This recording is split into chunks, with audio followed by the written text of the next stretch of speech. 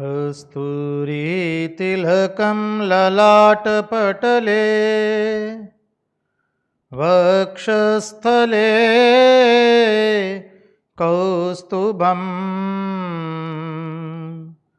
नासाग्रे वरमौक्तिकं करदले वेणुकरे कङ्कणम् सर्वाङ्गे हरिचन्दनं सुललितं कण्ठे च मुक्तावली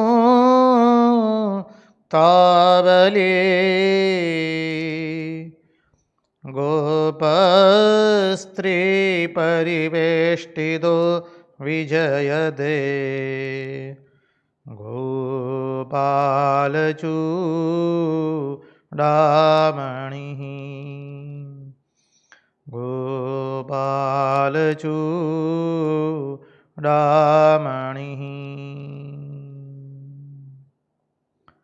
स्वस्ति श्री गणेशाय नमः। श्री सरस्वत्यै नमः। श्री गुरुभ्यो नमः। नारायणं नमस्कृत्य नरं चैव नरोत्तमं देवीं सरस्वतीं व्यास ततो जयमुदीरयेत्। नमस्ते शारदे देवी सरस्वती मतिप्रदे वसत्वं मम जिह्वाग्रे सर्वविद्याप्रदा भव।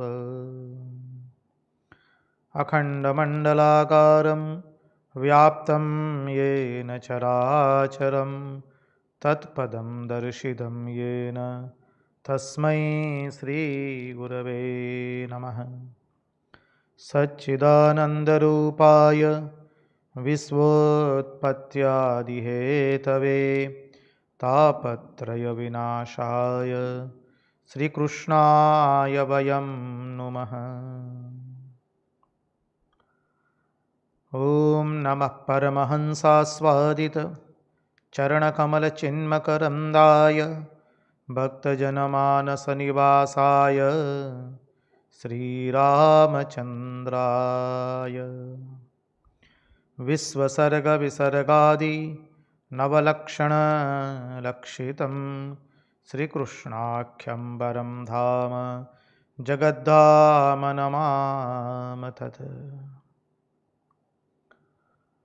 ॐ स्थापकाय च धर्मस्य सर्वधर्मस्वरूपिणे अवतारवरिष्ठाय रामकृष्णाय ते नमः। मुगं करोति वाचालं पङ्गुं लङ्घयते गिरिं यत्कृपात्वमहं वन्दे परमानन्दमाधवम्। कृष्णकन्हैयालाल की जय, भक्तवत्सल भगवान की जय, वृंदावन विहारी लाल की जय, भगवान श्री राम कृष्ण देव की जय, भागवत भगवान की जय, भागवत भक्त भगवान की जय। ॐ नमो भगवते वासुदेवाय। नारायण नारायण नारायण नारायण। हम सर्वप्रथम पूज्यपाद आदि भवानंद जी महाराज जी के चरणों में हमारे सश्रद्धेय प्रणाम निवेदित करते हैं। तत्पश्चात रामकृष्ण आश्रम राजकोट के अध्यक्ष पूज्यपाद स्वामी निखिलेश्वरानंद जी महाराज जी के चरणों में हमारे सश्रद्धेय प्रणाम निवेदित करते हैं। उपस्थित पूज्यपाद प्रभु सेवानंद जी महाराज एवं पूज्यपाद शंकरेशानंद जी महाराज सह अन्यान्य सभी संत महात्माओं के चरणों में एवं विरक्तों के चरणों में हमारे श्रद्धापूर्वक के प्रणाम निवेदित करते हैं। इस दृश्य श्राव्य माध्यम से जो कोई भी श्रीमद् भागवत रसामृत का रसपान कर रहा है, उनके हृदय में निवासित उस अनंत अखंड अविनाशी परब्रह्म परमात्मा को मुहुर मुहुर वंदन करके आइए भागवत रसामृत के अंदर में हम अवगाहन करें। यस्वानुभावमखिलश्रुतिसारमेकम् अध्यात्मदीपमतितीतिर्षतां तमोन्धम् संसारिणां करुणयाः पुराणगुह्यम् तं व्याससूनुमुपयामि गुरुं मुनीनाम् तं व्याससूनुमुपयामि गुरुं मुनीनाम्।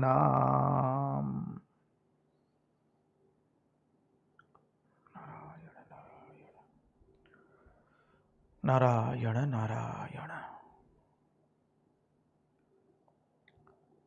आइए तो हम चले अब श्रीधाम व्रज में, जहाँ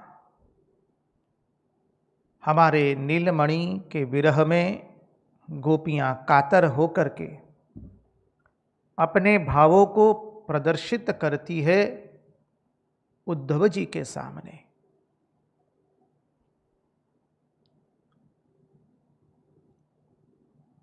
उद्धव जी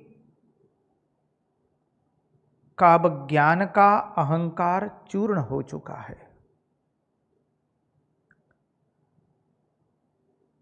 उद्धव जी का हृदय कृष्ण प्रेम में विह्वल हो चुका है।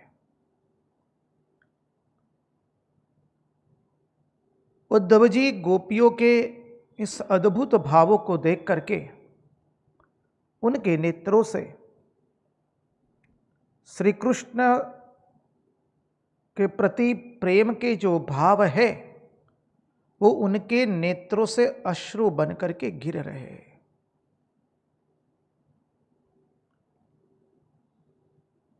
गोपियों का कथोपकथन सुन करके, गोपियों के उद्गार को सुन करके उद्धव जी समझ गए कि ये कौन है। इसलिए उद्धव जी कहते हैं निशम्यैव कृष्ण दर्शन लालसाहा। इनके अंदर में श्री कृष्ण दर्शन की लालसा के अतिरिक्त और कुछ नहीं है। ये लोग श्री कृष्ण दर्शन की लालसा की मूर्तिमंत स्वरूप है।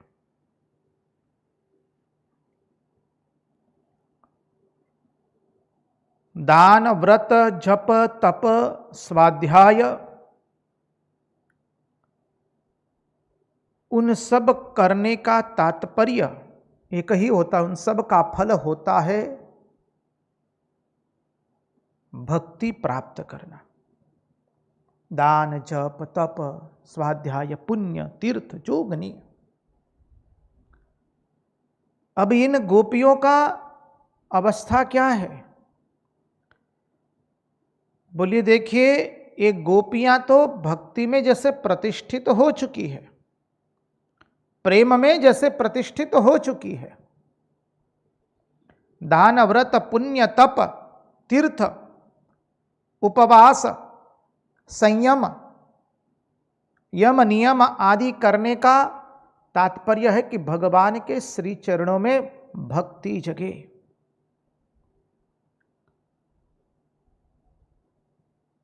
तो भक्ति तो फलात्मिका हुई। कल ये बिंदु देखा था, थोड़ा पुनरावर्तन करके प्रसंग में प्रविष्ट होंगे। ये जो चिंतन हम कर रहे हैं वो भक्ति का सर्वोत्कृष्ट चिंतन महात्माओं ने कहा है। कृपया ध्यान से हम उसका श्रवण करें। तो बोली भक्ति तो फिर फलात्मिका हुई, धर्म का फल भक्ति। महात्माओं ने कह दिया ना ना ना, फलात्मिका नहीं। तो बोले क्या है? बोले फलात्मिका नहीं, भक्ति तो रसात्मिका है। देखिए, भक्ति के भिन्न भिन्न सोपान बता रहे हैं। हम जो कुछ भी करते हैं वो भगवान के श्री चरण कमलों में अहेतु की भक्ति प्राप्त करने के लिए। अब यहां पर थोड़ा यदि गूढ़ार्थ में देखने का प्रयास करें, भक्ति क्या है, तो देखिए भागवत के तृतीय स्कंद के अंदर में कपिल देवहूति के संवाद में बताते हैं कि भक्ति क्या है। जब हमारे चित्त के अंदर में श्री कृष्ण के प्रति, परमात्मा के प्रति एक अविच्छिन्न धारा बहेगी चिंतन की। लक्षणम भक्ति योगस्य निर्गुणस्य युदारितः अहेतुक व्यवहिता या भक्ति ही पुरुषोत्तमे।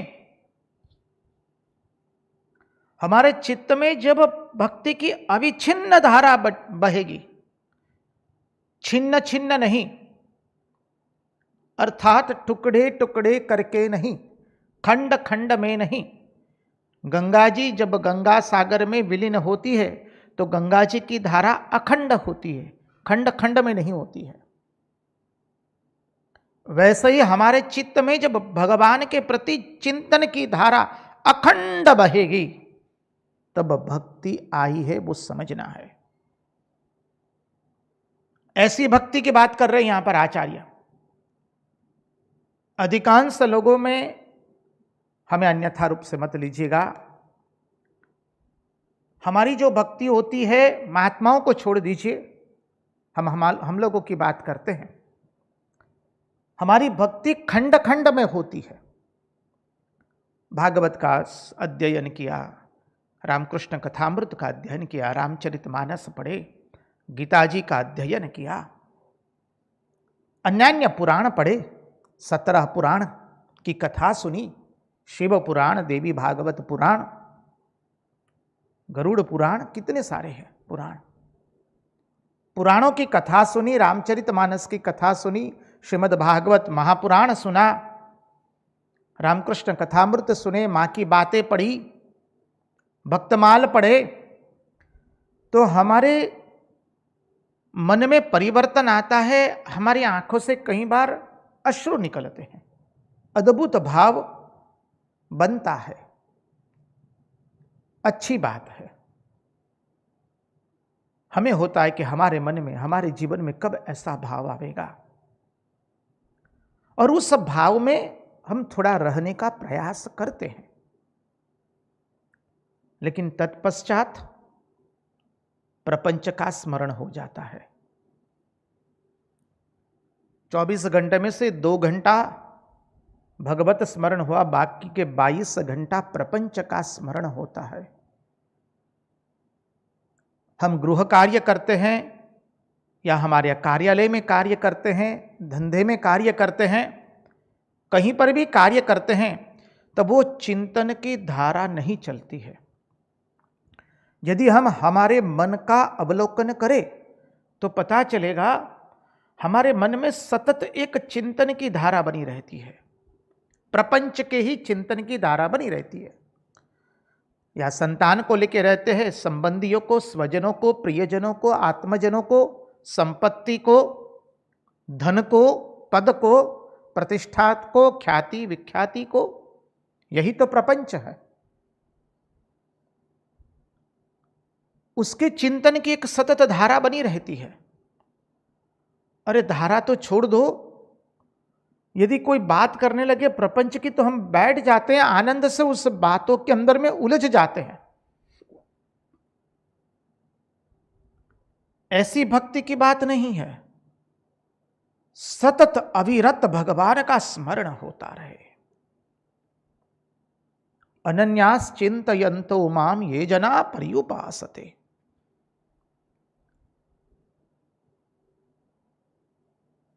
ऐसी भक्ति खंड खंड वाली नहीं, अखंड भक्ति बनी रहे, अखंड चिंतन की एक धारा चले। आप कथा सुन रहे हैं, अभी आपके मन में एक से अधिक विचार आ रहे हैं, हो सकता है हम बोल रहे हैं इसलिए हमारे मन में इतने अधिक विचार ना आते हो। तो जो एक से अधिक विचार आ रहे वो किसके आ रहे हैं, चिंतन कीजिएगा। एक से अधिक विचार जो प्रपंच के आ रहे उसको, उसकी मात्रा धीरे धीरे कम करनी है। कार्य करते करते करते हमें प्रपंच के चिंतन की मात्रा कम करनी चाहिए, तब जाके धीरे धीरे खंड भक्ति में से अखंड भक्ति में हम प्रविष्ट होंगे। ऐसी भक्ति की बात कर रहे हैं। ऐसी भक्त दान पुण्य तप व्रत यम नियम आदि सब पालन करते हैं। इसलिए भक्ति हुई फलात्मिका, पहला सोपान। बाद में महात्माओं ने कह दिया जीना जीना जीना, भक्ति फलात्मिका नहीं। तो बोले क्या? अरे बोले रसात्मिका है। रसात्मिका अर्थात अरे श्री कृष्ण प्रेम में वो रस जो है वो निरंतर बढ़ता रहता है। यह रस जो है घटने वाला नहीं है। जैसे गंगा जी की धारा सतत बहती रहती है, नहर की बात नहीं है। गंगा जी का मुख्य प्रवाह है वो सतत अविरत बहता रहता है।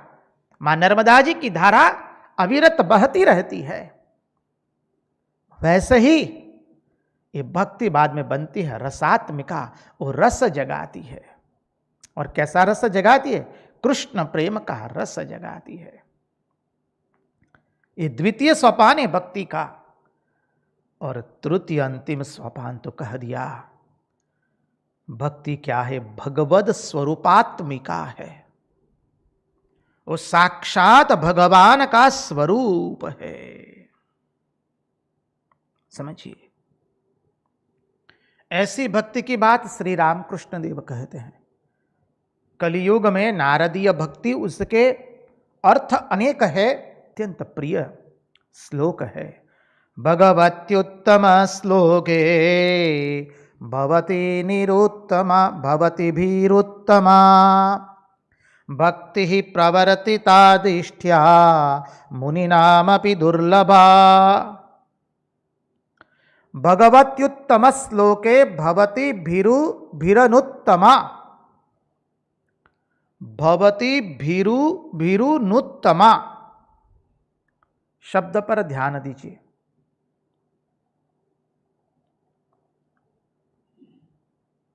गोपियों ने कैसी भक्ति का प्रवर्तन किया है? जैसे कोई सन्यासी स्वरूपतः वस्तु का त्याग करे, देश का त्याग करे, संबंध का त्याग करे, कर्म का त्याग करे और कर्माधिकार की निवृत्ति करके उस प्रत्यक चैतन्य भिन्न ब्रह्म तत्व का अनुभव करे, उसी तरह से गोपियों ने चतुर्वर्ग का संन्यास करके, कर्माधिकार की निवृत्ति करके, कर्म की निवृत्ति करके और ज्ञान की निवृत्ति करके परमात्मा के रसमयी भक्ति का प्रवर्तन किया है। परमात्मा की प्रेममयी भक्ति का प्रवर्तन किया है, जो भक्ति के अभी अभी हमने चर्चा की। इसलिए भागवतकार कहते हैं भगवत्युत्तम श्लोके भवति भीरनुत्तमा भक्ति ही प्रवर्तितादिष्ठ्या मुनिनामपि दुर्लभा। और ऐसी भक्ति मुनियों के लिए दुर्लभ है, ये सामान्य भक्ति नहीं है। भगवत्युत्तम श्लोके उत्तम से उत्तम भक्ति है, क्योंकि यह भक्ति भगवत स्वरूपात्मिका है। ये कोई फलात्मिका भक्ति नहीं है, कोई रसात्मिका भक्ति नहीं है। ये भगवत स्वरूपात्मिका भक्ति है, भगवान का स्वरूप है साक्षात। देखिए श्रीमद् भागवत के महात्म्य में ये कथा आती है, हमने संक्षिप्त में देखा था भी। नारद जी जब वृंदावन में तीर्थ भ्रमण करते करते आए तो उन्होंने देखा कि एक देवी उसके बगल में 2 पुत्र उसके जर्जरित वृद्धावस्था में पड़े हैं, अचेतन अवस्था में। देवी अपना परिचय देते हुए कहती है कि मैं भक्ति हूं, ये मेरे 2 पुत्र हैं, ज्ञान एवं वैराग्य। अब मां युवान है, पुत्र वृद्धावस्था से जर्जरित है और अचेतन है, इनको आप चेतन कीजिए। भक्ति महारानी ने अपनी विडंबना बताई है, अपनी अवस्था का दर्शन कराया है। तब नारद जी उपनिषद, वेदांत इत्यादि का पाठ करते हैं। तत्पश्चात श्रीमद् भागवत महापुराण की कथा का आयोजन किया गया हरिद्वार में आनंद घाट के पास। और जहां कथा का आयोजन शुरू हुआ, सभी महात्मा लोग एकत्रित हुए, विद्वान, पंडित, ब्राह्मण, भूदेव ब्राह्मण लोग एकत्रित हुए, महात्मा लोग एकत्रित हुए, भक्त लोग एकत्रित हुए। अब श्रीमद् भागवत की कथा शुरू होने वाली है। उतने में ही एक नारी अपने 2 पुत्रों के साथ आकर सबके सामने नृत्य करने लगती है। भक्ति सुतौ तौ तरुणौ गृहीत्वा प्रेमैक रूपा सहसा विरासित, श्री कृष्ण गोविंद हरे मुरारे नाथेति नामानि मुहुर्वदन्ति। ये भक्ति ने क्या मूर्तिमंत स्वरूप धारण कर लिया। यही मूर्तिमंत स्वरूप धीरे धीरे भगवत स्वरूप हो जाता है। समझिए, ये आपको थोड़ा मानी भगवत स्वरूपात्मिका का थोड़ा अंदाज हो, इसलिए हमने इस दृष्टांत को आपके समक्ष रखने का प्रयास किया है। वहां भक्ति अपने स्वरूप को प्रकाशित करती है, यहां पर तो क्या है, भक्ति भगवत स्वरूपात्मिका हो गई। और ऐसी भक्ति का गोपियों ने प्रवर्तन किया है। तत्पश्चात उद्धव जी कहते हैं कि हमारे श्री कृष्ण जो है वो पुरुष नहीं है, वो पर पुरुष है। बहुत सुंदर बात बताते हैं। वसुदेव गृहे साक्षात भगवान पुरुषः परः। पुरुष किसे कहते हैं? जो पृथक पृथक शरीर में रहते हैं उसको पुरुष कहते हैं। वो नहीं है श्री कृष्ण। श्री कृष्ण कैसे हैं? पर पुरुष है, अर्थात जो सभी के अंदर में अनुगत है, अनुवृत्त है, अनुस्यूत है, वही एक तंतु।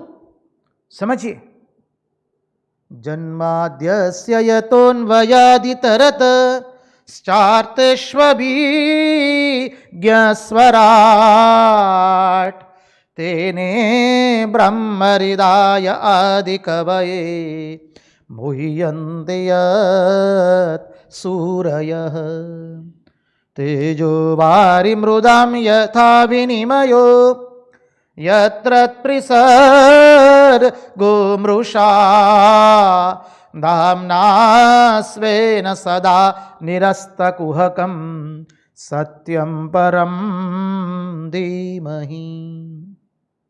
श्रीमद् भागवत का प्रथम श्लोक, जिसमें हमने चिंतन किया था, जो सबके अंदर में अनुगत है, अनुवृत्त है, अनुस्यूत है। कल चिंतन कर रहे थे, समय मर्यादा पूर्ण हुई, इसलिए आज विस्तृत रूप से उसे देखने का थोड़ा प्रयास करेंगे। ये पुरुष नहीं है, पर पुरुष है श्री कृष्ण। पर पुरुष अर्थात जो अत्र तत्र सर्वत्र व्याप्त है, वह तत्व। मनुष्य, पशु, पक्षी, कीट, स्थावर, जंगम, लताएं, पुष्प, वृक्ष, सरिता, समुद्र, ग्रह, तारे, नक्षत्र, जो कुछ आपको इस चराचर जगत में दिखाई दे रहा है, उसमें जो अनुगत, अनुवृत्त, अनुस्यूत है। हमने सांख्य दर्शन से सृष्टि तत्व का चिंतन किया था। कृपा करके उसको थोड़ा अपने स्मृति पटल पर लाइए। हमारे सांख्य ऋषि के सिद्धांत से, सांख्य के सिद्धांत से अंतिम कार्य है पंच महाभूत। अंतिम कार्य मनुष्य, पशु, पक्षी, कीट इत्यादि नहीं है। ध्यान से श्रवण कीजिए।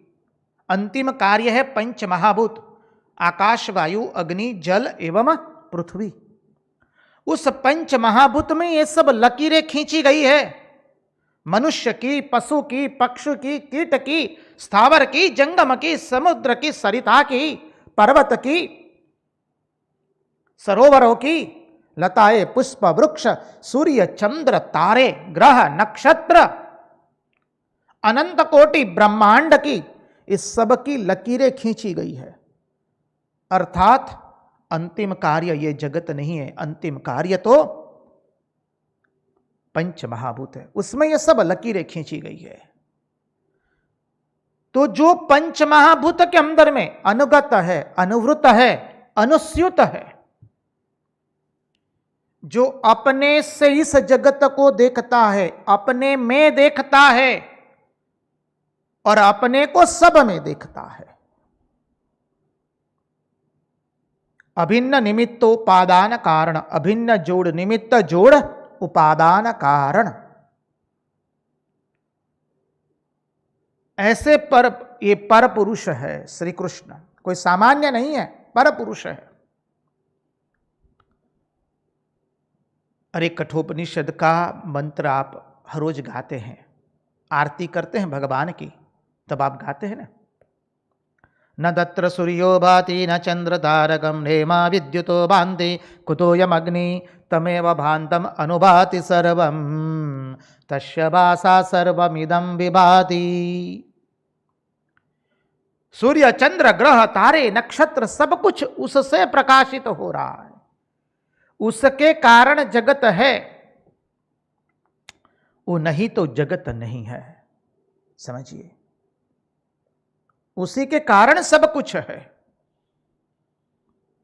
ऐसे श्री कृष्ण पर पुरुष है और आप सबको सर्वात्मा भाव प्रकट हुआ है। सर्वात्मा भाव अर्थात जो मुझ में है वही सर्व में है। वह परम पुरुष जो मेरे अंतर्निहित है वो सभी के अंतर्निहित है, सबके हृदय में है।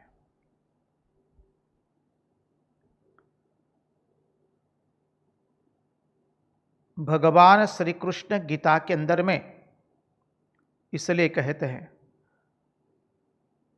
मयि सर्वमिदं प्रयुतं सूत्रे मणिगणा इव।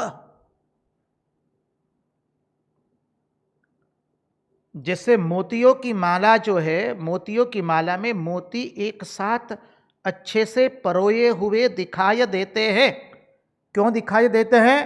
क्योंकि मोतियों के पीछे जो धागा है, सभी मोतियों में एक धागा जो है वो समान है। उसी तरह से इस जगत के अंदर में अत्र तत्र सर्वत्र में समाहित हूं, वह है पर पुरुष। समझिए, पृथक पृथक पुरुष की बात नहीं है।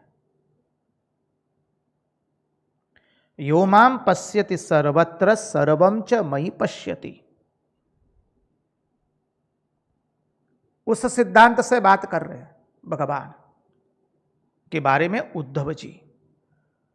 और उद्धव जी ने कह दिया आप लोगों का तो सर्वात्मा भाव हो चुका है। यह भगवान का आपके ऊपर बहुत बड़ा अनुग्रह है।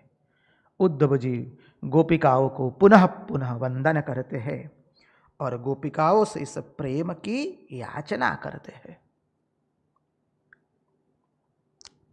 अब उद्धव जी भगवान श्री कृष्ण का संदेश सुनाते हैं।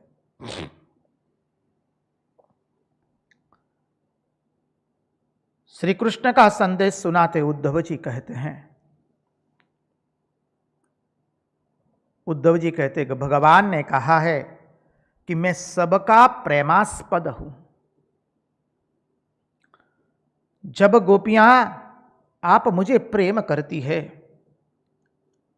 आप मेरा स्मरण करती है तो मैं तो आपके दिल में बैठा हूं।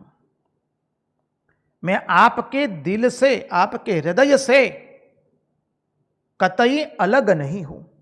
आपकी भावनाओं में मैं बैठा हूं, क्योंकि मैं सबका प्रेमास्पद हूं। इसलिए आगे कहा कि वो कैसे है, अनुगत अनुवृत्त अनुस्यूत है। ज्ञान मिश्रा भक्ति की बात है।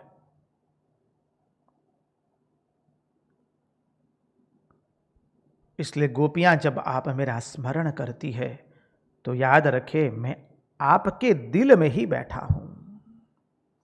एक क्षण भी मैं तुम्हारे दिल से अलग नहीं हुआ हूं। भगवान कहता है, जैसे भगवान कहते हैं, जैसे उपादान कारण अपने कार्य को छोड़ करके कभी हो नहीं सकता है। उपादान कारण किसे कहते हैं? जो कार्य को छोड़ सके नहीं। मृत्तिका में से घड़े का निर्माण हुआ तो मृत्तिका उपादान कारण है, कुंभार जो है वो निमित्त कारण है। उपादान कारण किसे कहेंगे? जो अपने कार्य को छोड़े नहीं। तो भगवान ने कहा, अरे गोपियां, मैं तो समग्र जगत का उपादान कारण हूं। तुम एक कल्पना ही कैसे कर सकती हो कि मैं तुमसे भिन्न हूं? कतई भिन्न नहीं हूं, हो ही नहीं सकता हूं। भक्ति की दृष्टि से देखे तो कल भी हमने चिंतन किया था। भगवान ने कहा, गोपियां, मेरे प्राण में आपके पास छोड़ करके जाता हूं। गोपियों के प्राण श्री कृष्ण के पास है और श्री कृष्ण के प्राण गोपियों के पास है। भगवान ने आगे संदेश में कहा है, मुझ में ही सारी सृष्टि है और आत्मा तो सबसे परे है। यो माम पश्यति सर्वत्र सर्वम च मही पश्यति। मुझ में ही सारी सृष्टि निहित है। यह जो इंद्रियों का विषय आपको दिखाई दे रहा है, ज्ञानेंद्रियों का जो विषय दिखाई दे रहा है, जिससे ये सब जो कुछ आपको दिखाई दे रहा है, वो जिससे यह छिप जाता है। समझिए, यह जो ज्ञानेंद्रियों का विषय दिख रहा है, जिससे यह सब कुछ छिप जा रहा है। क्या छिप जा रहा है? मोतियों को देखते हैं तब मोतियों के पीछे जो धागा है वो छिप जाता है। घड़े को देखते हैं, मृत्तिका से निर्मित प्याले को देखते हैं, मृत्तिका से निर्मित कढ़ाई को देखते हैं, मृत्तिका से निर्मित चिमटे को देखते हैं, तो मृत्तिका छिपी हुई है, वो दिखाई देती नहीं है। दिखाई क्या देता है? घट दिखाई देता है।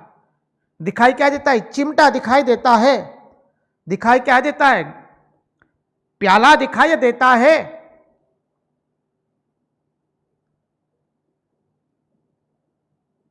मृत्तिका नहीं दिखाई देती है। इसलिए इस सिद्धांत का श्रवण कीजिए। भगवान संदेश में कहते हैं, यह जो इंद्रियों का विषय दिख रहा है, वह जिससे यह छिप जा रहा है। कौन सा छिप जा रहा है?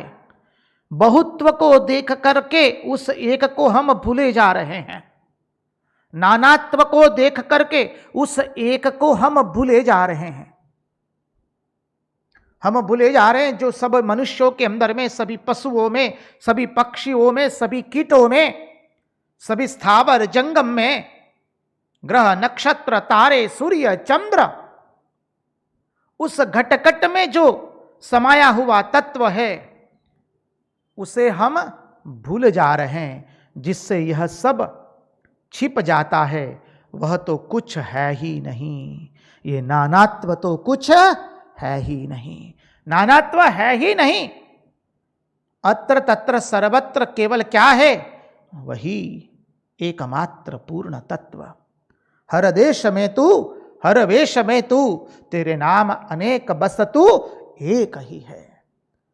सागर से उठा बादल बनकर, बादल से गिरा जल होकर, फिर नहर बना नदियां गहरी, तेरे भिन्न प्रकार बसतु एक ही है। भर्यू ज्या त्या प्रभु तारू, अनुपम रूप है अवधूत, निराकारी निजे छाए, बन्यो साकार तू अवधूत।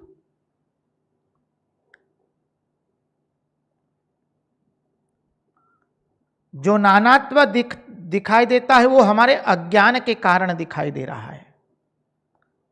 नानात्व है नहीं, है एक ही। हमने अनेकों प्रकार से इसका चिंतन किया है।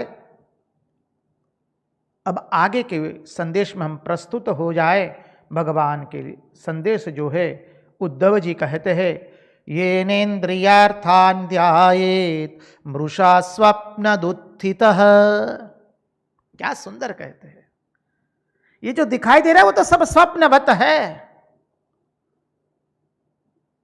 इसलिए उस चिंतन कीजिए, ये ठोस दिखने वाला जगत मिथ्या कैसे है। माया के दो रूपों का चिंतन कीजिए। गो गोचर जहां लगई मन जाई, भूलिए मत। जो एक है, अनेकता नहीं है। वो one is appearing as many, Swami ji कहते ना। तो जैसे नदी का अंत समुद्र में होता है, वैसे ही सभी साधनाओं का अंत मुझ में होता है। इसलिए गोपियां, सभी मन का अंत मुझ में होता है। इसलिए तुम्हारे सभी के मन का अंत मुझ में होता है। भगवान ने कह दिया, गोपियां मैं तुम्हारा प्यारा हूं, तुम्हारी आंखों से दूर इसलिए हूं कि यदि मैं समीप रहता तो इतना प्रेम नहीं हो पाता। इसलिए मैं तुम्हारी आंखों से दूर हूं, लेकिन मैं तुम्हारे पास हूं, तुम्हारे मन के अत्यंत समीप हूं। कई बार होता है, प्रेमी यदि नजदीक रहता है तो इतना प्रेम नहीं हो कर पाते हैं। प्रेमी यदि हमसे यदि दूर चला जाए तो प्रेमी के प्रति प्रेम की भावना में बढ़ोतरी हो जाती है। इसलिए भगवान कहता है, भगवान कहते, क्षमा कीजिए, भगवान कहते हैं, गोपियां मैं तुम्हारा प्यारा हूं, तुम्हारी आंखों से दूर इसलिए हूं कि मन से बिल्कुल तुम्हारे समीप रह पाऊं। भगवान ने अपने संदेश के अंदर में अपनी भावनाओं को शब्द के रूप में रख दिया है। भगवान कहते हैं, देखो तुम लोग अपने मन से अन्य चित्त वृत्तियों को निकाल करके पूर्ण रूप से अपने मन को मुझ में लगा देना। और भगवान कहते हैं, महारास के समय जो गोपियां सशरीर नहीं आ पाई थी, उन्होंने अपने प्राण का वहीं पर त्याग दिया था। जो गोपियां सशरीर नहीं आई थी, वो मुझे शीघ्रता से प्राप्त हो चुकी थी। भगवान ने अपना संदेश कहा उद्धव जी के माध्यम से। इस प्रकार उद्धव जी ने गोपियों को उनके प्रियतम का संदेश सुनाया। और जब गोपियों ने अपने प्रियतम का संदेश सुना तो कोई भी गोपी रूठी नहीं है, क्रोधित नहीं हुई है। सभी गोपियों के मन की समाधान हुआ, सभी गोपियां आनंदित हुई है। और सभी गोपियों ने क्या किया, उद्धव जी का अपने आत्मा के रूप में, अपने कृष्ण के रूप में उद्धव जी का पूजन किया है। समझिए, देखिए, जहां पर मिलन की आशा रहती है वहां पर करुण रस होता है। जहां मिलन की आशा होती है तब तक करुण रस का वहां उदय होता नहीं है। गोपियों का श्रृंगार रस है, क्योंकि उनके मन में मिलन की आशा बनी हुई है। गोपियां कहती है उद्धव जी को, अरे उद्धव जी, श्री कृष्ण को भला कौन छोड़ सकता है? हमारा मन तो श्री कृष्ण से एक क्षण के लिए भी विरत नहीं हुआ है। देखो उद्धव, इस वृंदावन के कण कण में, वृंदावन के इस जमुना जी के जल में, वृंदावन के इस लता वृक्ष पुष्पों के अंदर में, हरिण एवं हरिणियों के अंदर में, गायों में, बछड़ों के अंदर, भंवरों में, अरे अत्र तत्र सर्वत्र उस श्री कृष्ण की बांसुरी नाद समाई हुई है।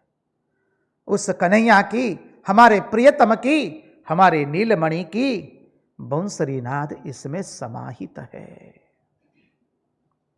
हम तो उस बांसुरी नाद को सुनते हैं, उस वेणुनाद का मधुर पान करती है, उनकी रूप माधुरी का दर्शन करती है, वेणु माधुरी का श्रवण करती है और लीला माधुरी का चिंतन करते करते हम अपने विरह को शांत करती है।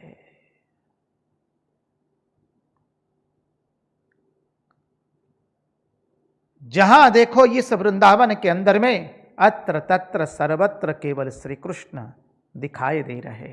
अरे उनकी ललित गति, उनका वह उदार हास, उनकी प्रेम भरी चितवन, उनके कटाक्षपूर्ण नेत्र, उनकी वह मधुर मधुर वाणी हमारी बुद्धि का हरण कर कर वो ले गई है। उनकी रूप माधुरी, वेणु माधुरी और लीला माधुरी ने, उनकी कथा से हम एक क्षण के लिए भी तो विरत नहीं हो पाते हैं। अरे हम उनकी कथा को छोड़ नहीं पाते हैं। उनकी कथा ने तो हमको बावरिया बना करके इस वृंदावन के वन में हमें भटका रही है। हम सब छोड़ सकती है, लेकिन हमारे प्यारे की कथा को हम छोड़ नहीं पाती है। यह कहकर गोपियां श्री कृष्ण के अंदर में मग्न हो गई, श्री कृष्ण विरह में मग्न हो गई। और गोपियां अपने दोनों हाथ उठा उठा करके आक्रंदन करते करते कहती है, हे नाथ, हे प्राणनाथ, हे रमानाथ, वो हमारे सर्वस्व, तुम्हारा यह सारा व्रज तुम्हारे वियोग के अथाह सागर में डूब चुका है। आओ इसे बचाओ तुम, तुम्हारे विरह के अथाग सागर के अंदर में यह सारा व्रज डूब रहा है।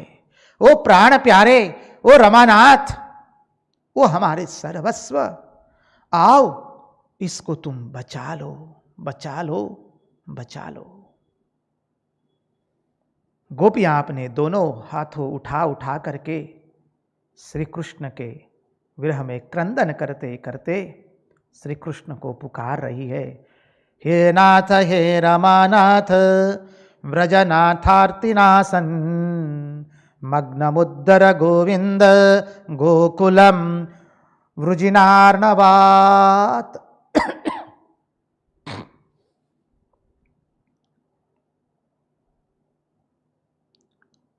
इसके बाद गोपियों ने उद्धव जी को अपने आत्मा के रूप में और श्री कृष्ण के रूप में उद्धव जी का पूजन किया है।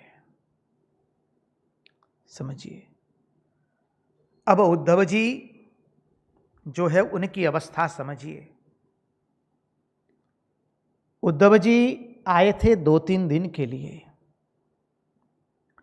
उद्धव जी गोपियों का यह अद्भुत भाव देख करके,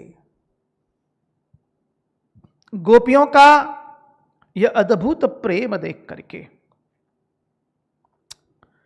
उद्धव जी 6 माह रुक गए हैं ब्रज में। 1-2 दिन की बात नहीं है।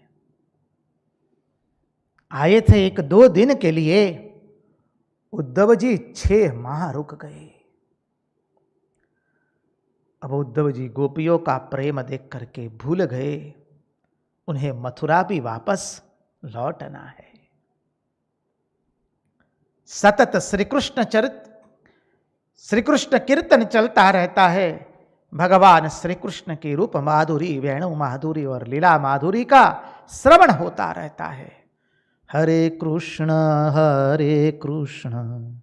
कृष्ण कृष्ण हरे हरे, हरे राम राम राम हरे हरे, हरे कृष्ण कृष्ण कृष्ण हरे हरे, हरे राम राम राम हरे हरे। उद्धव जी को न दिन का भान रहा, न रात्रि का भान रहा, न क्षुधा का भान रहा, न तृषा का भान रहा। श्री कृष्ण प्रेम में ऐसे गलाडूब हो गए, उनका सब कुछ विस्मृत हो गया। अरे व्रज में, नदी तट पर, पर्वतों की तलहटी में और सरोवरों के किनारे पर श्री कृष्ण कीर्तन में, अरे वृक्षों की छाई में, वृक्ष से दबे हुए फूलों की छाई के अंदर में उद्धव जी सतत श्री कृष्ण कीर्तन करते हैं। कृष्णम संस्मारयन रे में हरिदासो व्रजैक साम। वो हरिदास उद्धव जी श्री कृष्ण कीर्तन के अंदर में सर्वस्व भूल गए। गोपियों का प्रेम देखकर वो अपना सर्वस्व भूल गए और गोपियों की वंदना करते करते उद्धव जी कहते हैं, अरे मेरे पर तो इन गोपियों की अद्भुत कृपा हुई है। मैं भाग्यवान हूं जो गोपियों को मैंने गुरु बनाया है। उद्धव जी के उद्गार है। देखिए, ये गोपी है जिसका सर्वस्व, उसका मन पूर्ण रूप से श्री कृष्ण में मिल चुका है, जिसका सर्वस्व सारा भाव श्री कृष्ण में ही लगा हुआ है, जो श्री कृष्ण से अतिरिक्त और किसी का चिंतन नहीं करती है, जो श्री कृष्ण के अतिरिक्त और किसी को जानती नहीं है। किम ब्रह्म जन्म भीरनंत काथा रसास्य। बहुत सुंदर भाव लिखा है यहां पर। आचार्य कहते हैं, अरे भगवान की कथा के बिना यदि ब्रह्म भी बन गए तो उसका क्या अर्थ है। भगवान की कथा में जो आनंद होता है, अरे वह तो ब्रह्मा बनने में भी आनंद नहीं है। भगवान की कथा में आनंद नहीं आया, भगवान की कथा में मन नहीं गया, भगवान की कथा में चित्त अपना पूर्ण रूप से निमग्न नहीं हो गया। चित्त भगवान की कथा में, हमारी वृत्ति यदि कृष्णाकार न बनी, भगवदाकार न बनी, कृष्ण कथा सुनकर और कृष्ण कथा सुने बिना यदि हमें ब्रह्मा जी का भी पद मिल गया तो वो किसी काम का नहीं है, किसी काम का नहीं, उसका कोई अर्थ नहीं है। इसलिए यहां पर इस श्लोक के माध्यम से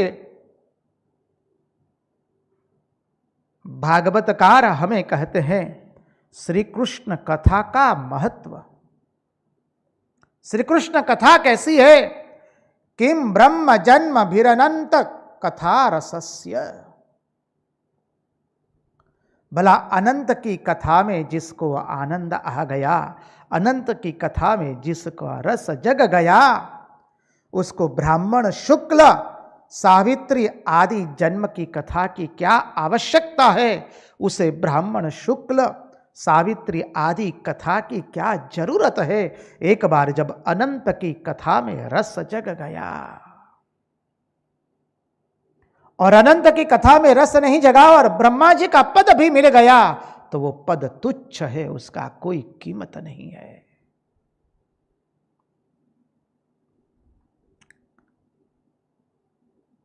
भगवान की कथा की महिमा बताते हुए आगे कहते हैं, देखो ये गोपियां कैसी है। गोपियां भगवान की कथा सुन सुन करके, उनके लीलामृत का स्वादन करके करके अपने आप को गोपियां विस्मृत कर चुकी है। गोपियां हैं गांव की गोवालन, गांव की ग्वालीन है, ज्ञानहीन है, आचारहीन है, कुलहीन है, लेकिन उन्होंने अपने मन को पूर्ण रूप से कृष्ण प्रेम में ऐसा डुबो दिया है। भगवान की कथा उच्च कुलवान पर होती है ऐसा नहीं है, भगवान की कथा आचार विचार का पालन करने वाले पर होती है ऐसा भी नहीं है। भगवान की कथा तो जो भगवान की कथा को प्रेम से सुनता है उन सभी पर होती है। अरे मनुष्य से लेकर पशु पक्षी कीट स्थावर जंगम पर भी भगवान की कृपा होती है। इसलिए तो वृत्रासुर ने मांगा था, ममोत्तम श्लोक जनेषु सख्यम संसार चक्रे भ्रमतः स्वकर्म भी त्वन्माययात्मात्मजदार गेहे स्वासक्त चित्तस्य ननाथ भूयात्।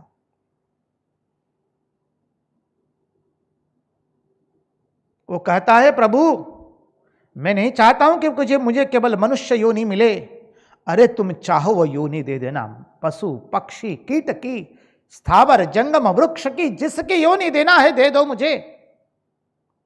लेकिन प्रभु इतना करना, आपका सत्संग से, आपके सत्संग से जो विरत लोग हैं, आपके सत्संग से जो संबंध नहीं रखते हैं, ऐसे व्यक्तियों का एक क्षण के लिए भी मुझे संयोग मत कराना। तुम चाहो योनि मुझे दे देना। आगे के श्लोक में आने वाला है, नंद बाबा ने यही मांगा है, गोपियों ने, ब्रजवासियों ने उद्धव जी से यही मांगा है। तुम चाहो यो योनि मुझे देना, पशु पक्षी कीट वृक्ष स्थावर जंगम किसी की भी, लेकिन इतना देखना कि आपके सत्संग से मैं एक क्षण भर के लिए भी विरत न हो। गोपियां कुलहीन है, जातिहीन है, आचार विचारहीन है, लेकिन भगवान के प्रेम में ऐसे गलाडूब बन गई है गोपियां कि भगवान उनको अपना सर्वस्व दे चुके हैं। भगवान ने उनको अपना मन दे दिया है, भगवान ने उनको अपने प्राण दे दिए हैं। देखिए आचार्य समझाते हुए आगे कहती है, श्री कृष्ण प्रेम में ज्ञान की जरूरत नहीं है। भागवतकार कहते हैं, नन विश्वरो नु भजतो विदुषोपि साक्षात। श्री कृष्ण प्रेम में ज्ञान ही भक्ति बन जाती है और भक्ति ही ज्ञान बन जाता है। ज्ञान की पराकाष्ठा भक्ति है और भक्ति की पराकाष्ठा ज्ञान है। इसलिए श्री रामकृष्ण देव ने कहा है, कली में ज्ञान मिश्रा भक्ति, अर्थात ज्ञान और भक्ति अलग अलग नहीं है। ज्ञान की पराकाष्ठा भक्ति है और भक्ति की पराकाष्ठा ज्ञान है।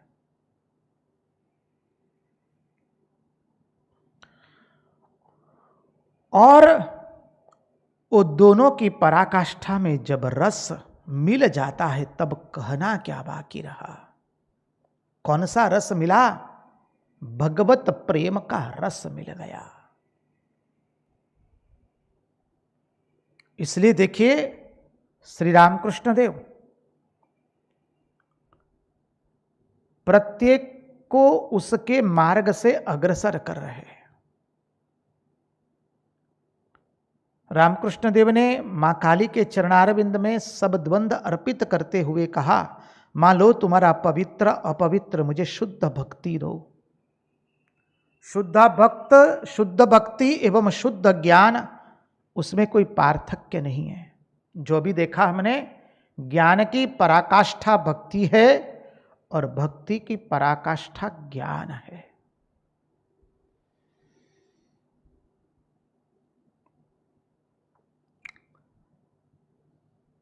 शुकदेव जी समाधि में मग्न है। उनकी समाधि भंग करवाई है भगवान के भक्ति पूर्ण श्लोक ने।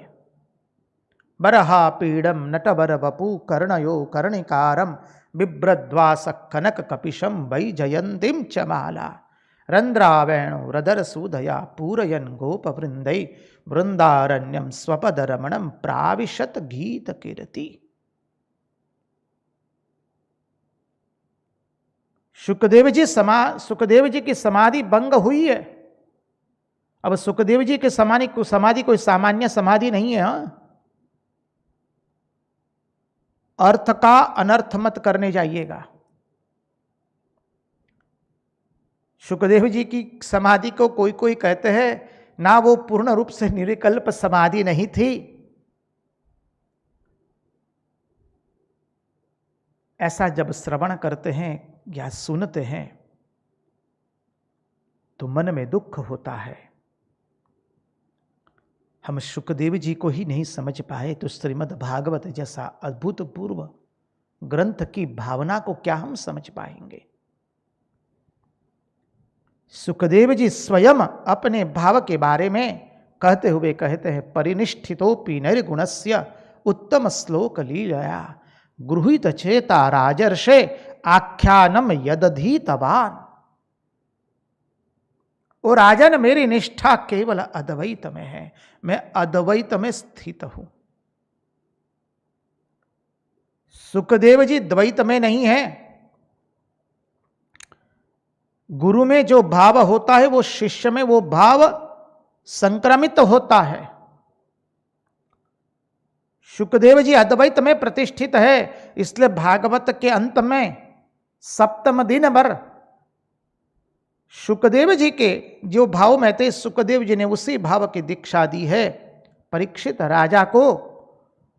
और इसलिए परीक्षित राजा कहते हैं अंतिम दिन में, अहम ब्रह्म परम धाम ब्रह्माहम परमं पदम एवं समीक्षन्नात्मानम आत्मन्याधाय निष्कले दशंतम तक्षकम पादे लेलिहानम वृषानने ही न दृश्यसी शरीरम च विश्वम च पृथगात्मनि। न द्रक्ष्यसि शरीरम च विश्वम च पृथगात्मनि। कहीं यहां द्वैत नहीं है, पूर्ण रूप से अद्वैत है। अहम ब्रह्म परम धाम ब्रह्माहम परमं पदम एवं समीक्षन्नात्मानम आत्मन्याधाय निष्कले। गुरु जिस अवस्था में बैठे, गुरु जहां बैठे हैं शिष्य वहीं पर बैठता है। वो गुरु के समीप बैठना हुआ। परीक्षित राजा शुकदेव जी के समीप बैठे हैं। 7 दिन से 24 घंटा अपने क्षुधा का भी भान नहीं रहा है, तृषा का भी भान नहीं रहा है। अन्न जल का त्याग करके बैठे हैं परीक्षित राजा। परीक्षित राजा कहां बैठे हैं समझिए। सप्तम दिन के अंत में वो गुरु के समीप बैठे, गुरु के समीप बैठे हैं माने शुकदेव जी के समीप बैठे हैं। अधिभूत से तो है ही, शुकदेव जी जिस अद्वैत की धरातल पर बैठे हैं परीक्षित राजा भी वहीं पर बैठते हैं। हमें भी अपने गुरु के समीप बैठना है। गुरु के समीप बैठने का अर्थ यह नहीं है कि गुरु के भौतिक देह के समीप केवल बैठा जाए। गुरु जहां बैठे हैं, गुरु कोई एक स्थान में बैठे नहीं हैं, कोई एक काल में बैठे नहीं हैं, कोई एक वस्तु के भीतर बैठे नहीं हैं। गुरु तो देश काल वस्तु से परे बैठे हैं। अखंड मंडलाकारम व्याप्तम येन चराचरम तत्पदम दर्शितम येन तस्मै श्री गुरवे नमः। यह जगह है गुरु की। ऐसा मत समझिए श्री राम अवध में पैदा हुए थे, हमारे अवधपुरी के अंदर में, इसलिए श्री राम अयोध्या वासी है। या हमारा कन्हैया केवल व्रजवासी है, वृंदावन वासी है, या मथुरा वासी है, या द्वारिका वासी है। कतई नहीं। अवतार कोई एक देश काल वस्तु में बैठते नहीं है, गुरु भी कोई देश काल वस्तु में बैठते नहीं है। यदि हमने अपने गुरु को, अपने इष्ट को, परमात्मा को, भगवान को देश काल वस्तु में बैठा दिया तो क्या कर दिया? हमने गुरु को निम्न कोटि पर ला दिया, हमारी कोटि पर। हमको गुरु को अपनी कोटि पर नहीं लाना है, हमें तो गुरु की अवस्था पर पहुंचना है। बोले श्री राम अवधपुरी में थे तो हम अवधी भाषा सीख ले, कन्हैया हमारा ब्रज में था तो हम ब्रज भाषा सीख ले। अरे भाषा सीखने से उनके समीप बैठना नहीं हुआ, ये गलती कतई मत कीजिए आप, शास्त्र सम्मत नहीं है ये। तो गुरु कोई देश काल वस्तु में बैठा नहीं है, हम लोग देश काल वस्तु में बैठे हैं, इसलिए उस परम तत्व को घसीट करके नीचे मत लाइए, अपनी निम्न अवस्था पर मत लाइए। श्री रामकृष्ण देव केवल बंगदेश में नहीं है, केवल भारतवर्ष में नहीं है, केवल समग्र दुनिया में नहीं। अरे वो तो वह तत्व है जो परम तत्व व्याप्त है, जिससे जो परम तत्व व्याप्त है मनुष्य, पशु, पक्षी, कीट, स्थावर, जंगम, ग्रह, तारे, नक्षत्र, लताएं, पुष्प, सरिता, समुद्र, अरे अत्र तत्र सर्वत्र वो परम तत्व व्याप्त है, वो श्री रामकृष्ण देव है। इसलिए मां ने कहा श्री रामकृष्ण देव अद्वैत थे, अद्वैत है, क्षमा कीजिए, श्री रामकृष्ण देव अद्वैत है, इसलिए आप अद्वैतवादी है। श्री रामकृष्ण देव अद्वैतवादी नहीं है, कतई ऐसा मत समझ लीजिए कि भगवान की वाणी संस्कृत है तो हम संस्कृत सीख लेंगे तो भगवान के समीप बैठ जाए। बुद्धि का प्रदर्शन करना नहीं होता है। हमारे भगवान, हमारे गुरु, हमारे इष्ट, अरे हमारा प्रेमी कोई देश काल वस्तु में बैठा हुआ नहीं है। गुरु पूर्णिमा आ रही है, गुरु का यह अद्भुत सिद्धांत है, इसलिए हम कहते हैं अखंड मंडलाकारम व्याप्तम येन चराचरम। यदि हमने गुरु को किसी एक देश में बिठा दिया, कि एक वस्तु में बिठा दिया, कोई एक काल में बिठा दिया, तो उसके तो समीप हम बैठे ही नहीं। इसलिए देखिए महापुरुष महाराज अपने एक भक्त को पत्रावली में लिखते हैं कि तुम गुरु की सेवा करना चाहते हो, तुम रामकृष्ण मठ मिशन के कोई भी शाखा केंद्र में जाकर के कोई भी रामकृष्ण मठ मिशन की या बहुरूपे जो भिन्न भिन्न नारायण के स्वरूप है उनकी सेवा करोगे तो मेरी ही सेवा करना हुआ है। अखंड मंडलाकारम व्याप्तम येन चराचरम। तो श्री कृष्ण कोई देश काल वस्तु में बैठे हुए नहीं है, परमात्मा गुरु कोई देश काल वस्तु में बैठा हुआ नहीं है।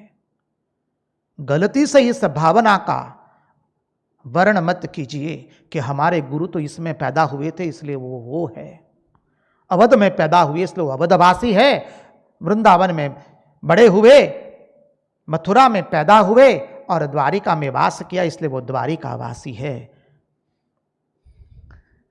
अरे वो वृंदावन वासी है, कतई नहीं, कतई नहीं, कतई नहीं। श्री राम कृष्णदेव बंगवासी है। हम जहां बैठते हैं वहां निम्न स्तर पर अपने गुरु और इष्ट को घसीट करके नहीं लाया जाता है। If we cannot raise to the ideal doesn't matter, but don't bring down the ideal. Swami ji कहते हैं बार बार, यदि हम अपने आप को, स्वयं को उच्च आदर्श तक नहीं पहुंचा पाए तो कोई बात नहीं, लेकिन आदर्श को नीचे नहीं गिराना है। यह अनुपम सिद्धांत है। इसलिए कहते हैं ज्ञान की पराकाष्ठा भक्ति है और भक्ति की पराकाष्ठा ज्ञान है, और उसमें जब रस मिल जाता है, यही हुई ज्ञान मिश्रा भक्ति, और उसमें जब रस मिल जाता है फिर तो पूछना ही क्या है। अरे बोले क्या होता है जानते हो? यदि कोई अनजाने के अंदर में अमृत पी ले, जानकर भी नहीं, अरे अनजाने में यदि किसी ने अमृत पी लिया तो वो अमर हो जाता है। वैसे ही भगवान की कथा, भगवान की ये रस माधुरी, वेणु माधुरी, लीला माधुरी, रूप माधुरी का किसी ने अनजाने में भी श्रवण कर लिया तो क्या हो गया, उस श्री कृष्णमय बन जाएगा, उसकी वृत्ति कृष्णाकार बनेगी, भगवदाकार बनेगी। ये भागवत का अनुपम भाव है। इसलिए वो कहा, हर देश में तू, ऐसा एक भी देश खाली नहीं है जहां पर वो नहीं है। हर देश में तू, हर वेश में तू, तेरे नाम अनेक, बस तू एक ही है। हम महाराज से विनती करेंगे, कृपा करके इस भजन का गान करें और आप सब लोग उस भजन का आनंद लीजिए। बहुत सुंदर अद्भुत भाव है। महाराष्ट्र के संत ने अद्भुत भजन बनाया है। अब संतों को भी कोई महाराष्ट्र का, गुजरात का, बंग का ये सब विशेषण नहीं लगता है। अभी तो हमने देखा कि संत, महापुरुष, अवतार, ज्ञानी पुरुष कोई देश, काल और वस्तु में नहीं बैठते हैं। वो तो अत्र तत्र सर्वत्र सर्व में समाहित है, अनुगत है, अनुवृत है, अनुस्यूत है। संत ने एक अद्भुत भाव यहां पर निरूपण किया है। महाराज से निवेदन करेंगे, महाराज सुनाइए धीरे धीरे।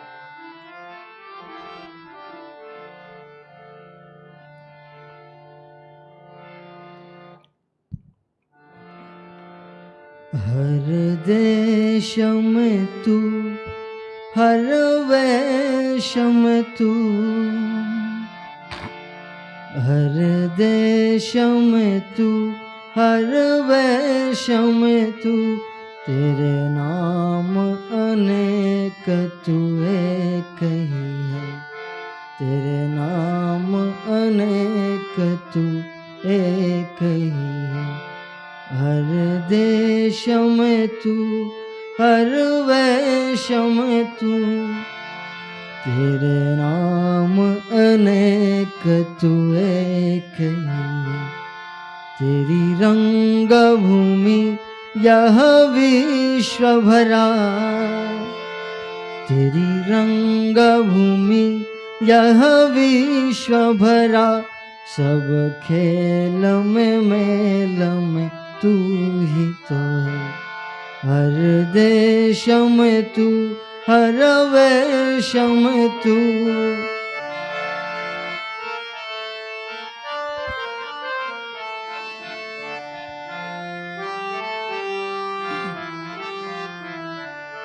सागर से उठा बादल बन के, सागर से उठा बादल बन के, बादल से फटा जल हो करके, फिर नहर बना, फिर नहर बना, नदिया गहरी, तेरे भिन्न प्रकार तू एक ही है। हर देश में तू, हर वेश में तू, तेरे नाम अनेक, तू एक ही है।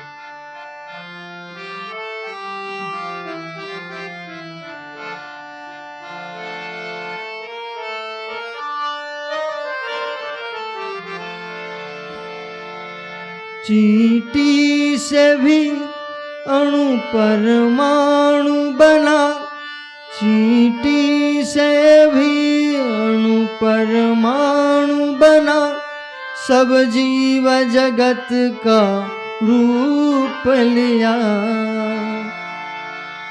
कहीं पर्वत वृक्ष विशाल बना, कहीं पर्वत वृक्ष विशाल बना, सौंदर्य तेरा तू एक ही है।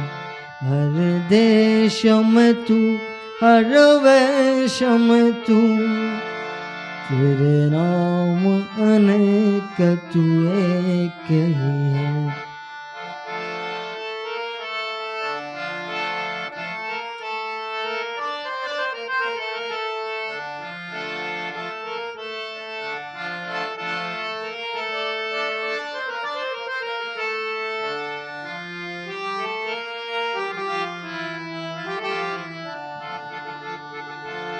यह दिव्य दिखाया है जिसने, यह दिव्य दिखाया है जिसने, वह है गुरुदेव की पूर्ण दया। वह है गुरुदेव की पूर्ण दया। टुकड़िया कहे कोई न और दिखा, टुकड़िया कहे कोई न और दिखा, बस मैं और तू सब एक ही है। बस मैं और तू सब एक ही है। हर देश में तू, हर वेश में तू, हर देश में तू, हर वेश में तू, तेरे नाम अनेक तू एक ही है। तेरी रंग भूमि, तेरी रंग भूमि यह विश्व भरा, सब खेल में मेल में तू ही तो है। हर देश में तू, हर वेश में तू, हर देश में तू, हर वेश में तू। कृष्ण कन्हैया लाल की जय। कृष्ण कन्हैया लाल की जय।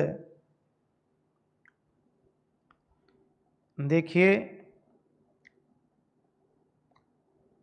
जो अभी हमने देखा था,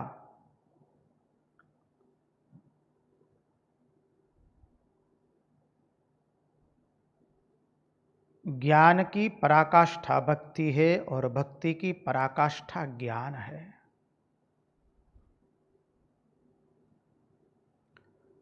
देखिए, हम सत्संग में बैठते हैं,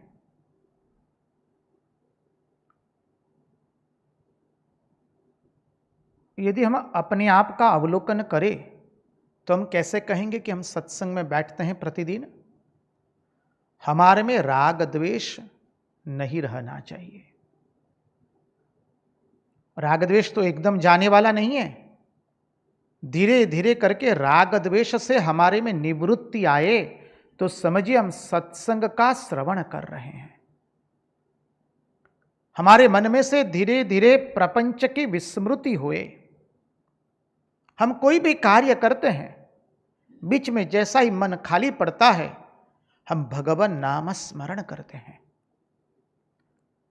श्री रामकृष्ण देव कहते हैं, एक हाथ से संसार का कार्य करो और एक हाथ से भगवान का नाम लो। जब कार्य पूर्ण हो जाए तब दोनों हाथ से भगवान को पुकारो। ये अर्थ यहां पर है। हम ऐसा नहीं कहते कि आपको संसार का कार्य बंद कर देना है, छोड़ देना है। हमारा धर्म कुछ छोड़ने की बात करता ही नहीं है।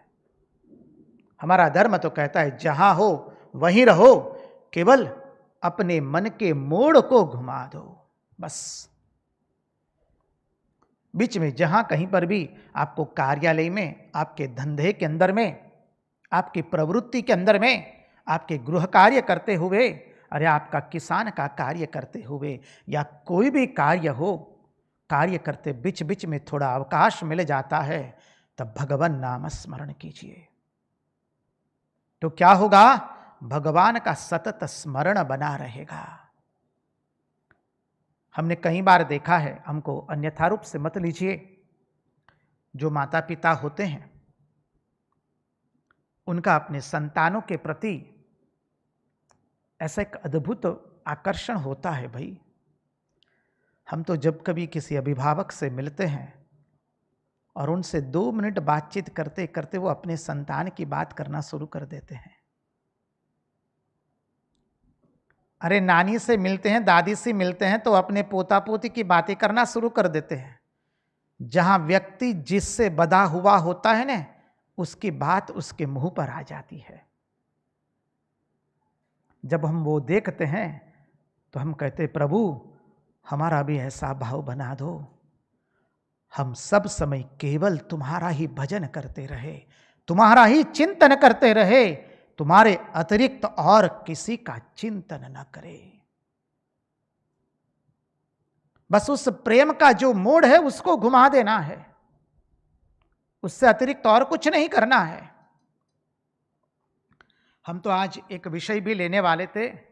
कथा की शुरुआत में ही आप लोगों ने जो भावनाएं प्रकट की है, YouTube पर जो लाइव चैट में जो कुछ भी आप लिखते हैं, महाराज कृपा करके हमको भेज देते हैं कुछ कुछ संदेश आपके।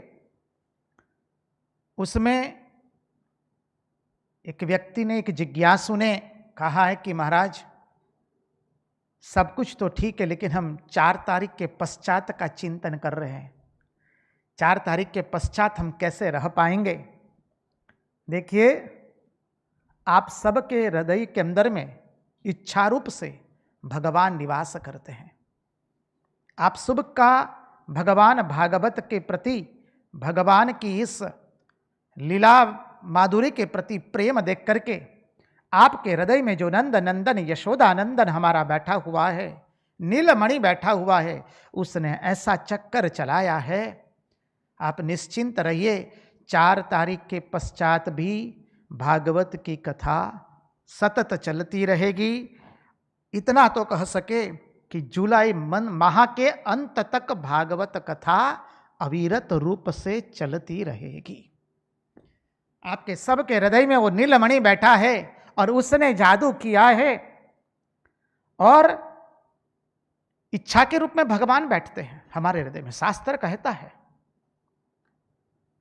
और आप सब ने इच्छा जताई थी कभी जीवन में कि हम भगवान की भागवत कथा का श्रवण करें, और देखिए भगवान ने 72 दिनों तक तो लगातार करवाई और आगे भी करवाते रहेंगे।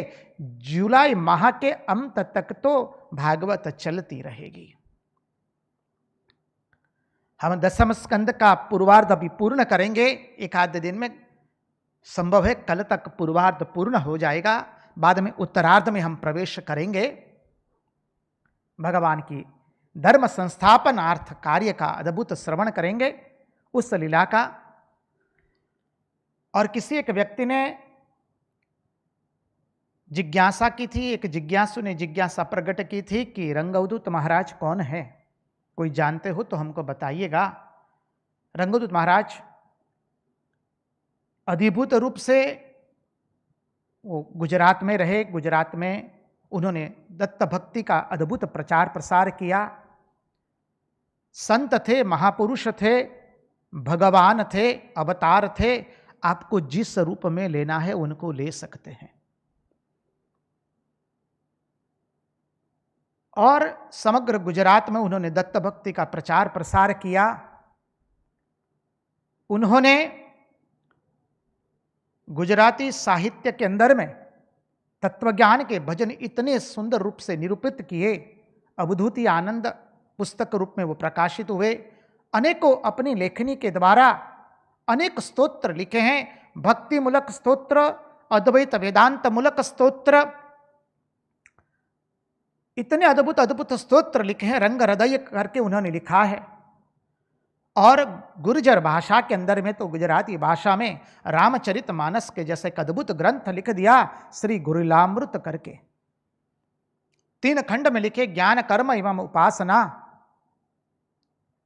और उसकी प्रस्तावना में वो स्वयं लिख दिए, ब्रह्म रसास्वादे भर्यो नर्यो ग्रंथ साध्यंत मद वाक्य विश्वास जो जोसो परचो संत। इसमें मैंने ब्रह्म का रसास्वाद भर दिया है। यदि मेरे वाक्य पर विश्वास है तो उसका पर्चा आपको तुरंत होगा। भक्तजन उनको अवतार, संत, महापुरुष के रूप में लेते हैं। उनका अद्भुत साहित्य उपलब्ध है, गुजराती भाषा में है। और हम तो उनके चरणों में साष्टांग दंडवत प्रणाम करते हैं मुहुर मुहुर। हम तो बचपन से ही उनकी कृपा हुई है, जो उनके अनेक भजनों का चिंतन करने का सुअवसर हमें प्राप्त हुआ है। तो ये रंगवदूत महाराज की बात है। श्रीमद् भागवत रसामृत हमारा 4 जुलाई के पश्चात भी चलता रहेगा, पूरा जुलाई माह चलेगा। अब चले, अब आनंदित हुए तो वहां तो चले हम, जहां पर उद्धव जी अब क्या कहते हैं गोपियों को।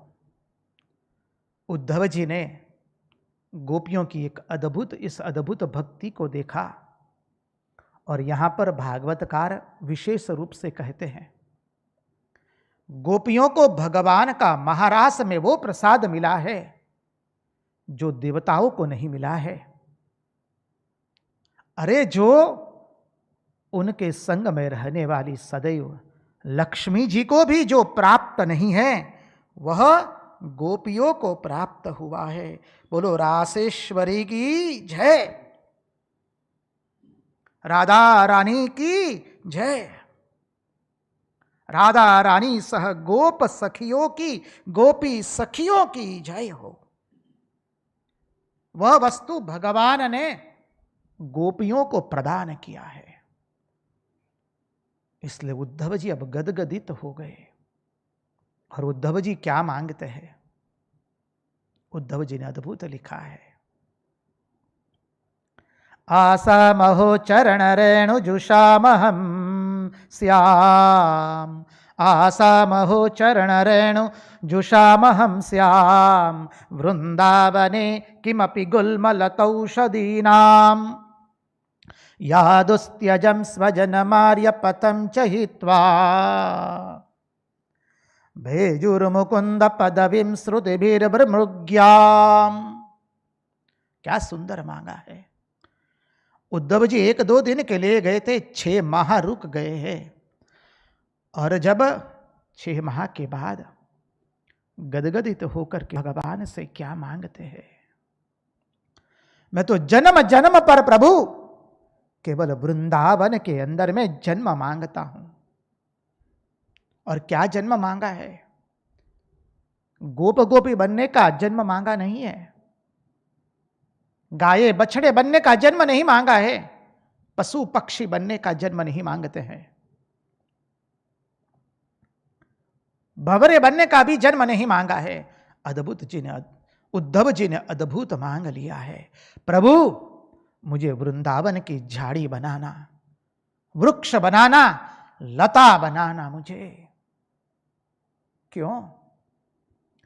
क्योंकि प्रभु इस वृंदावन की श्री रज पर, इस वृंदावन की अद्भुत रज पर इन गोपिकाओं के और गोपों के चरण रज पड़े हुए हैं।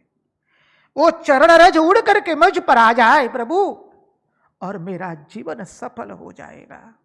मैं गोप गोपी बनने लायक नहीं हूं, मैं गाय बछड़े बनने लायक नहीं हूं, और गाय बछड़े हम बनना नहीं चाहते, क्योंकि नंद बाबा कई बार गाय बछड़ों का दान कर देते थे।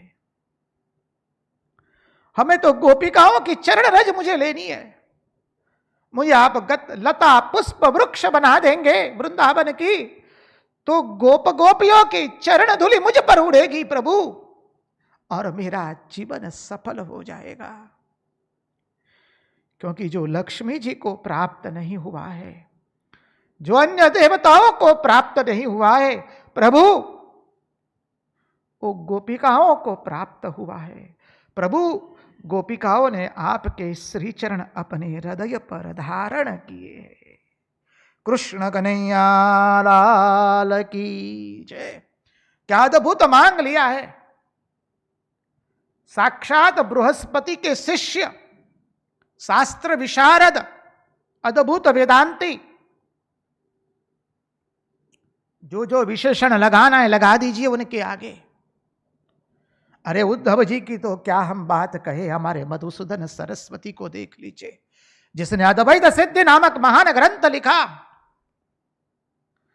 वो जब कृष्ण प्रेम में मतवाले हो जाते हैं, अरे बांके बिहारी के मंदिर में प्रवेश तक नहीं कर पाए, वो दह जाते हैं देहरी पर। प्रबोधानंद सरस्वती क्या बताए आपको। अब एक एक अद्वैतवादी महान, जब कृष्ण कथा के अंदर में उनका हृदय पिघल जाता है, कृष्ण रसामृत के रस में वो जब डूब जाते हैं, तो उनको कहीं किसी का कुछ भान तक नहीं रहा है। प्रबोधानंद सरस्वती ने कह दिया, अरे वृंदावन के अंदर में कुत्ते जब उल्टी करके फेंक देते उसका कीड़ा बनना तो मिले, तो अभी मैं अपने आप को सद्भागी मानता हूं, क्योंकि उस वृंदावन की रज मुझ पर गिरेगी और मेरा जीवन धन्य बन जाएगा। और इसी श्री कृष्ण प्रेम में विह्वल बन करके हमारे मधुसूदन सरस्वती ने लिख दिया, वंशी विभूषित करान नवनीरदाबात पीतांबरात अरुण बिंब पलादरुष्ठात पूर्णेन्दु सुंदर मुखात अरविंद नेत्रात कृष्णात् परम किमपि तत्वम अहम न जाने। उद्धव जी ने कह दिया, मुझे तो वृंदावन की झाड़ी लता वृक्ष बना देना, ताकि गोपियों की चरण धूलि उड़ेगी। अरे वो उड़ेगी भी कैसे, जब गोपियां अपने श्री चरण रखेगी, वायु का झोंका आएगा और उनकी चरण हम पर गिरेगी, हमारा जीवन धन्य बन जाएगा। देखिए, ब्रह्मा जी ने भी यही मांगा था। ब्रह्मा स्तुति हमने देखी थी।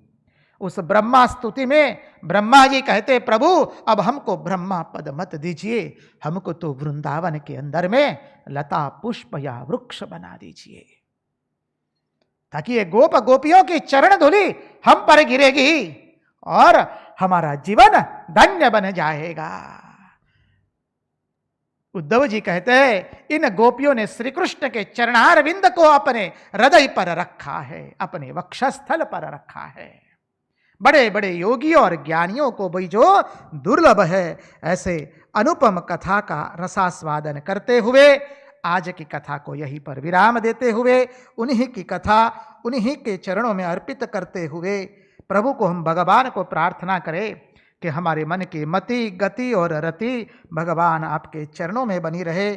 कृष्ण कन्हैया लाल की जय, भक्तवत्सल भगवान की जय, वृंदावन धाम की जय, सब संतन की जय, सब भक्तन की जय। ओम नमः पार्वती पतये, हर हर महादेव हर।